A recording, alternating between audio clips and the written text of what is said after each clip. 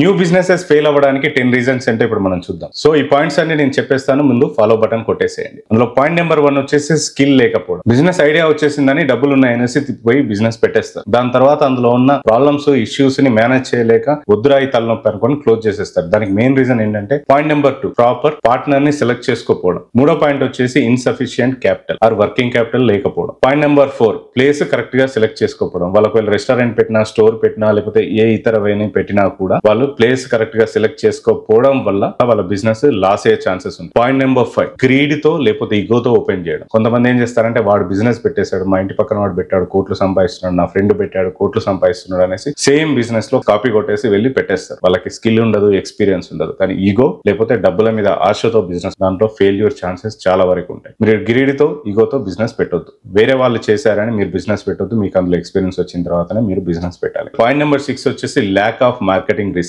Point number 7 ineffective marketing and branding. Proper గా marketing చేసుకోకపోవడం, branding ని, మీ బ్రాండ్ పొజిషన్ ని కరెక్ట్ ప్లేస్ లో పెట్టకపోవడం. Point number 8 future adaptation and market changes. Point number 9 వచ్చేసి poor staff selection and poor staff management. 10వ point వచ్చేసి సేల్స్ అమౌంట్ ని మిస్యూజ్ చేయడం. చాలా మంది ఏం చేస్తారంటే సేల్స్ లో వచ్చిన డబ్బులు 1 వీక్ కో లేకపోతే 1 మంత్ కో తీసుకెళ్లి పార్టీ చేసుకోవడమో, లేకపోతే ల్యాండ్ లో ఇన్వెస్ట్ చేయడమో, లేకపోతే ఇంకా వేరే అవసరాలకో, జల్సాలకో, లేకపోతే బిజినెస్ బాగా రన్ అవుతుందని ఇష్టం వచ్చినట్టు ఇంట్లో వస్తువులు తీసుకోవడం, కార్ కొనుక్కోవడం, ఇవన్నీ చేస్తాం.